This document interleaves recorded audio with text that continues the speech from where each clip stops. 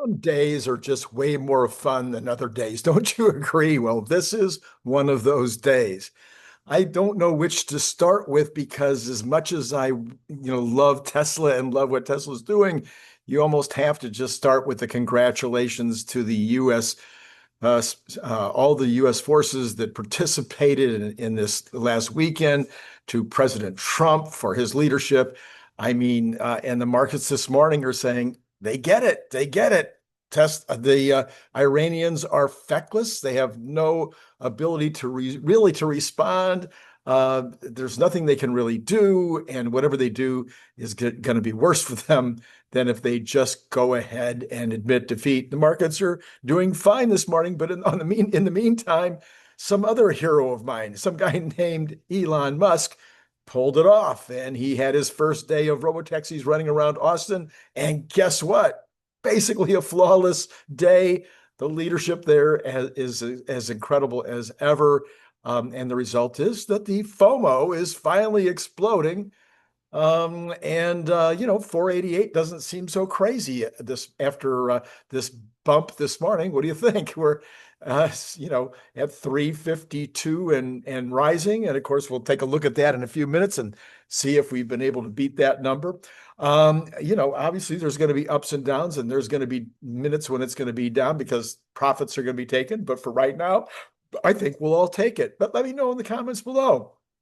Does 488 seem reasonable to you now after today's bump? Tesla Roddy had one of the better reports of because it quoted Dan Ives. Dan Ives of Wedbush has released a new note after riding in Tesla robotaxis today in Austin. This afternoon, we attended Tesla's robotaxi launch in Austin, Texas, and got the opportunity to take multiple rides in a robotaxi. There was a Tesla operator sitting in the front passenger seat of the robotaxi, but they were not permitted to comment on anything they did or anything influence or to influence the car in any way. They were just bumps on a log, is how I put it. Going into it, we expected to be impressed, but we walked away from it. All there is to say that this is the future. We took two approximately 15-minute rides around Austin, and the key takeaways are that it was a comfortable, safe, and personalized experience. The ride itself was completely smooth, and it was indistinguishable that the car was driverless, and that it was never a moment that the vehicle, we felt as if we did something, that it did something irrational. The interior features included two touchscreen panels, one in the front and one in the back row above the AC vent. The back row panel is able to integrate with the user's Tesla account and sync with their robotaxi app, and automatically loads the user's content into a suite of apps, including Apple Music, Netflix, Spotify, Hulu, Disney, and more. By the way, I believe that when all is said and done, they take away the safety rider, and people can sit in the front seat, etc. I believe the front screen will have all this information as well.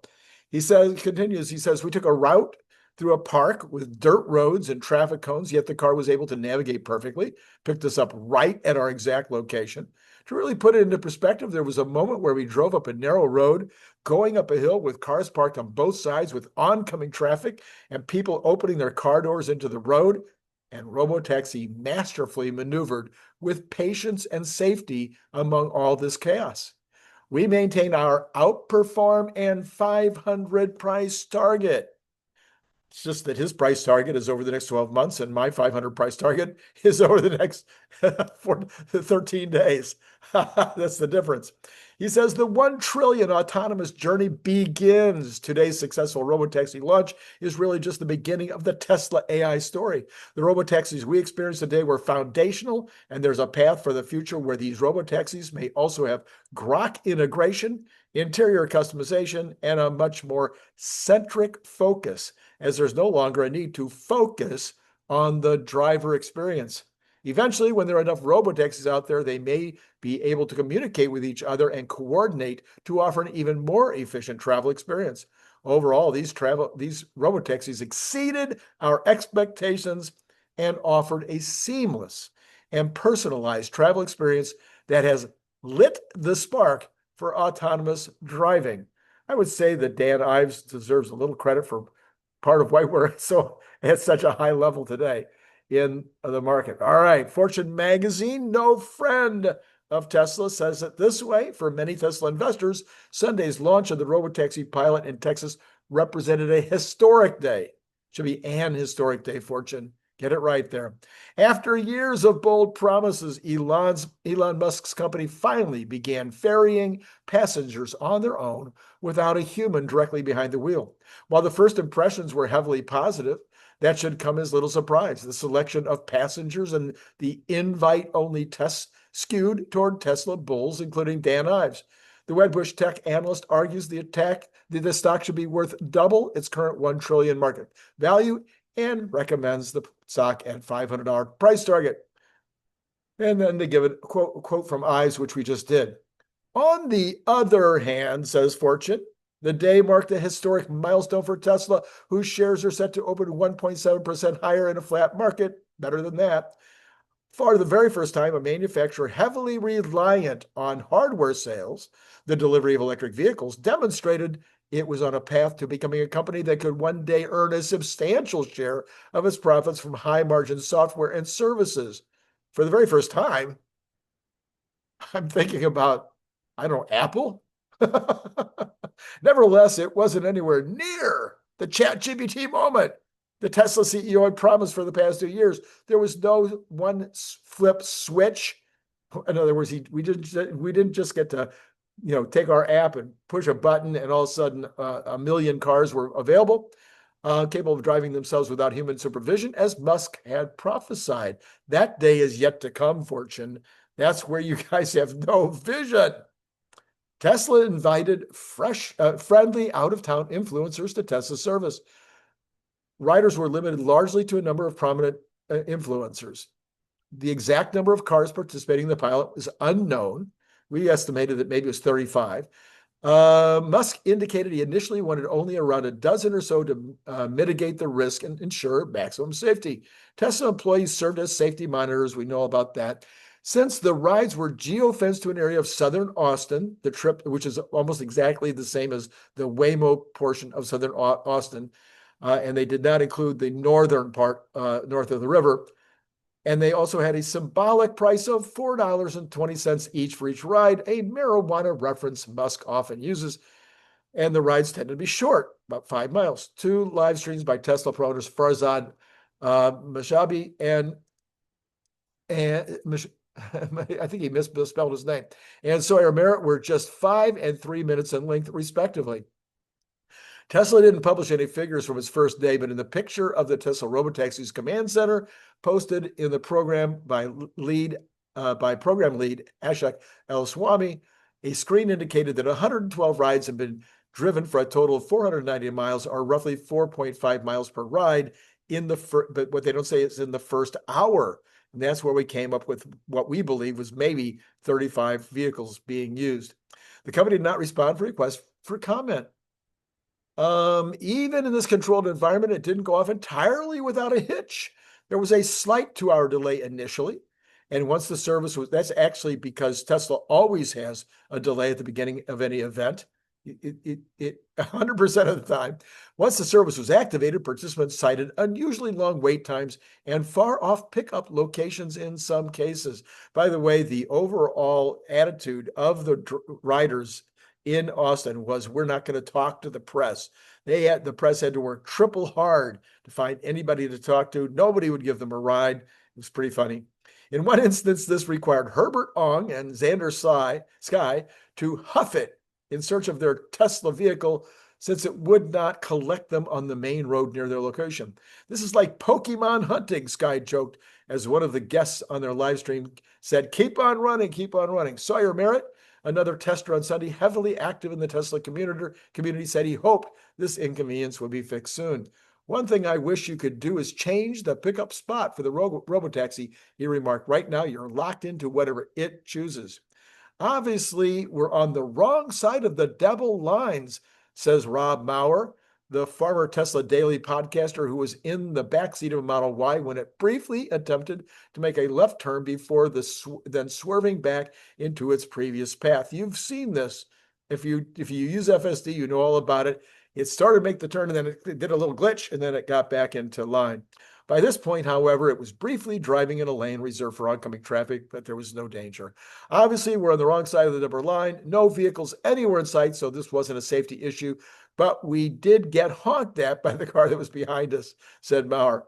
Oh no, none of us have experienced that. In other words, day one was largely the success many Tesla pundits expected, given the restrictions Musk put it in place to ensure safety, but one that nonetheless leaves room for improvement even before service expands to more users.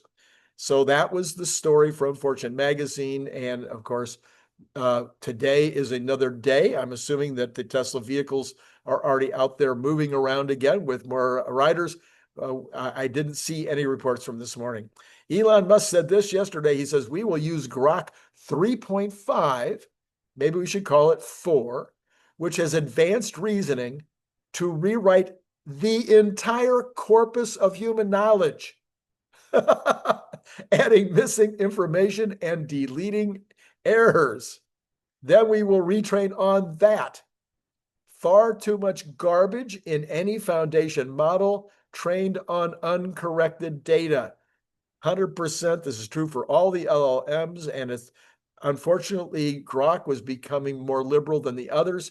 And Elon says, no, this is not going to work. So he's going to rewrite. They're going to rewrite the entire corpus of human knowledge by Wednesday, I believe. Anyway, we'll see what happens. This is Randy Kirk. Hit like. You have to like today. Come on now, hit the like button if for no other reason, because the stock is going crazy, because we had a great rollout, because Iran is defeated. I mean, come on, like. Go on, hit that. All right, and then you can subscribe. You can notify. I have no idea. I'm pretty sure Brian White. I've talked to him. I haven't talked to Larry yet. I believe they'll both be on later today. And last night's video, if you didn't see it, we're going to talk about that in a minute. That last night video with the All In podcast guys, you have to watch it because they are so screamingly excited about the future of Tesla. And it's just exciting. Okay. If you didn't see it, I'm going to put the card up in a minute. All right. It just continues to get better and better. The S&P services and manufacturing and composite numbers. Here we go. It's a little bit of a long report. Bear with me. Every bit of this report is interesting. U.S. business activity continued to grow in June, though the overall rate of expansion lost a little momentum to remain well below those seen last year. Falling exports of goods and services acted as a drag on growth, in part offset by stock building by U.S. companies. We haven't seen that really, often linked to concerns over tariffs. Tariffs are also widely blamed for higher prices. These rose at an especially sharp and increased rate in manufacturing, but also continued to rise steeply in services. Now, they don't mention what steeply means, but we didn't see it so far, and the PCE comes out this Friday, and it's not being predicted. Companies, meanwhile, struggled to meet rising workloads. Companies, let me say this again, companies struggled to meet rising workloads, with backlogs of work increasing at the fastest rate for over 3 years and encouraging firms to take on additional staff to the greatest degree in a year. Okay. However, confidence in the outlook deteriorated slightly. I don't know, when my backlog was filling up and I was having to hire, rarely did my confidence decrease. Output and demand, the headline, S&P Global US PMI Composite Output Index registered 52.8 in June, according to flash reading, based on about 85% of the usual survey responses, down from 53 in May. While the June rise in output was the third strongest so far this year, the pace of growth remains well below that recorded in 2024.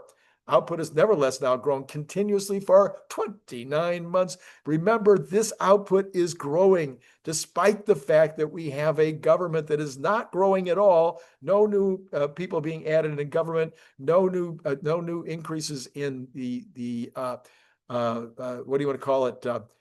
Sales, people being able to get contracts out of government, and at the same point that we have stopped immigration coming in and people are migrating out, and we still have almost the same numbers as last year and very strong numbers in another month. A positive aspect of June's expansion was the growth that the growth became more balanced between manufacturing and services. Although service sector output growth cooled a little, it remains solid, while manufacturing output rose for the first time since February. The ongoing expansion reflected a further rise in new orders, which have now risen continually for 14 months, though the rise in orders dipped slightly in June to remain well below the strong gains seen at the turn of the year. Similar gains in inflows of new work were recorded in the manufacturing and service sectors, and in both cases, growth was driven by rising domestic demand. This served to mask a fall in export orders in June. Service providers again recorded a steeper contraction than manufacturers, the latter down only slightly in June after a slight rise in May. Inventories and supply chains. June saw further inventory building in manufacturing. Purchasing of inputs was expanded at the fastest rate in 37 months, causing inventories of inputs to rise again. This will be because of what we've talked about with people taking advantage of the old prices before the tariffs. Price pressures rose sharply across manufacturing and service, with the manufacturing seeing the most. Manufacturers' input prices and selling prices both rose at rates not since July 2022. Higher costs were passed on to consumers. Close to two-thirds of all manufacturers reported higher input costs, attributing those to tariffs, whilst just after half of respondents linked increased selling prices to tariffs.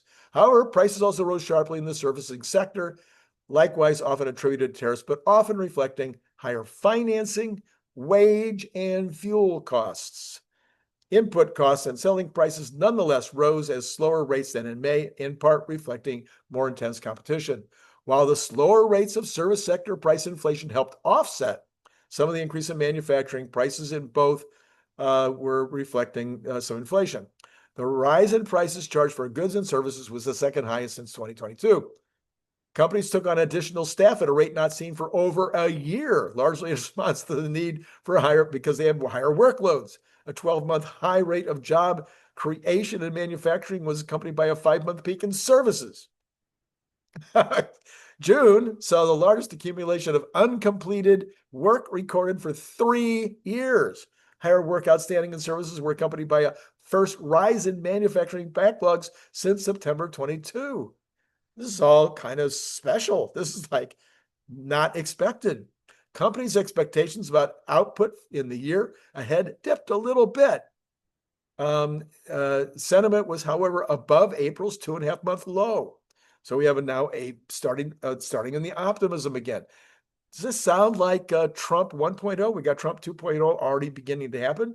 I'd like to see more data before I'm going to say that. But anyway, while trade worries and anxiety around government policies have moderated since April, companies generally remained less upbeat than prior to the inauguration. This is especially notable in the service sector, where confidence fell in June amid heightened uncertainty over government policy, such as spending cuts. But of course, they're not going to impact manufacturers as much, where manufacturers grew slightly more upbeat. Okay, that makes total sense. Absolutely, the services sector, which government is often a big part of what they do, as opposed to manufacturers, which are not going to see as much. The manufacturing PMI, the S&P Global Flash U.S. Manufacturing PMI held steady at 52 in June, signaling a rate of expansion matching May 15-month high and beating expectations. Factory production rose in the first time in 4 months in June. New order growth slipped only marginally from May's 3-month high. Commenting on the Flash PMI data, Chris Williamson's chief business economist and S&P Global Market Intelligence said the June Flash PMI indicated the U.S. economy continues to grow at the end of the second quarter, but the outlook remains a little uncertain, while inflationary pressures have risen sharply in the past 2 months. Although business activity and new orders have continued to grow in June, growth has remained weakened amid falling exports of both consumer goods and services. Further, while domestic demand has strengthened, notably in manufacturing, to encourage higher employment, this in part reflects a boost from stock building, in turn often linked to concerns over higher prices later. Prices for goods have meanwhile jumped sharply again, The data therefore corroborates speculation that the Fed will remain on hold for some time to both gauge the economy's resilience and how long this current bout of inflation lasts for. We'll see what happens on Friday. I don't think that the perceptions, this is a survey, I don't think that the perceptions from this survey are making it into the CPI or the PPI. And I think we'll find out that the PCE, not going to see it there either. Existing home sales also ticked up by 0.8% from April to a seasonally adjusted rate of 4.03 million in May 2025 versus the 3.95 expected. Year over year, sales declined 0.7%, not very much. According to NAR chief economist Lawrence Yun, the relatively subdued sales are largely due to persistent high mortgage rates. Lower interest rates will attract more buyers and sellers to the housing market. Increasing participation in the housing market will increase the mobility of the workforce and drive economic growth. But I will tell you that was a huge beat in the housing market. They were expecting lower numbers, not higher numbers. Well, okay, so how is the market taking all of this? We'll start with Tesla, which is now at $354.27. That is up almost 10%. It is just vertical. The price is just going up vertically. We're probably going to be over 10% in a minute. We'll come back out and check just for fun. Dow Jones is up 0.26%. The NASDAQ is up 0.58%. And the S&P is up 0.50%. The Magnificent Seven is mixed, actually, with Apple, Google, and Amazon down, and the rest are up, all within slim margins, except for Meta, which is up 1.37%. Don't know why. Okay, Cathie Wood's almost all up. ARKG is down a little, and Block is down a little, but the rest are up, with some strong numbers from ARKK, which would be expected with the Tesla hitting such high numbers. Okay, let's go ahead and look at the bonds. Here we go. Last time I checked, they were going down. Let's see. We have got the bonds down 5.3 basis points. I mean, how much better does the day get? My partner right now, my ex-partner in business, he would have said, Randy, the light you see at the end of the tunnel is a train coming the other way. I'm just going to take the win. I'm going to take the win for sure. Treasury yields fall as crude oil retreats. Yes, oil is down too by a lot. Okay, let's look here. So down 5.3 to 4.322. That's nice. Oil is down 87 cents to 73. Let's call it 73. And Brent is at 76, a normal spread. Yeah, which remember, though, it's been a much lower spread over the last couple of weeks. Natural gas down 3.38% at $3.71. I would say these are all indicative of people believing it's not going to be a problem in the Middle East. Gold inches higher, only 16 bucks up at 3,400. Silver up a little bit too after being down yesterday or last night, up 0.56 at 36.22. Silver continues to make its move on that 38 all-time high, 38 and change. Copper just off a 0.01%, call it flat at $4.83. The dollar is falling on dovish Fed comments. What? Anyway, the dollar is also pretty dang flat, but down just a little bit. Bitcoin up 2,876 after being well off over the weekend, back up though to almost 102. And there you go. Those are the numbers. So we have tankers, by the way. Some of the tankers, most of the tankers are still continuing to go through the Straits of Hormuz. A couple of them have turned around and not gone through the Straits because they saw stuff that made them worried. Then some of the ones that turned around, at least one of them turned back around and went ahead and went through, because if they don't go through the Straits of Hormuz, it's a really, really, really, really long journey. So as of now, I think China is going to, this is a wild and crazy Randy kind of speculation. I think China is going to tell Iran that they have to call it off. They have to literally say, don't worry about the Straits of Hormuz. We're not going to do anything there to interrupt the flow of oil. I mean, China's got a lot to lose by all of this. So let me know in the comments below what you think about all that. I think it's over. I think the Middle East problem is Done, over, complete. We're not, I mean, sure. Israel's going to continue to probably do some bombing runs. Iran is probably going to shoot some missiles at Israel, but it's basically over. That's my opinion. I mean, the stock market seems to be saying that. You let me know if you think I'm right. Okay. Cards. I think I'm only going to put up one. Yeah, you can go back and look at all three of yesterday's. I would highly recommend yesterday morning. I would highly recommend, the regular Monday morning program, because it's got lots of content in there that is still absolutely important. But what you really want to go and listen to, I'm putting the card right here, is the All In podcast. I took clips from the All In podcast where all four of the individuals who were on the All In podcast last night, all four of them are very, very, very high on Tesla. That might be impacting the stock price this morning as well. Go take a look at it. There's the card. Okay, later on today, as mentioned, should be the normal crew. We'll see if I can find Larry. That's the big question. And then let's go ahead and take a look, though, at what Tesla is doing now. Did we get over 10%? We are at exactly on 10.00000 right now. Okay, so that's it for right now. It's been really, I mean, come on. How much better does it get than this? It's been great talking to you.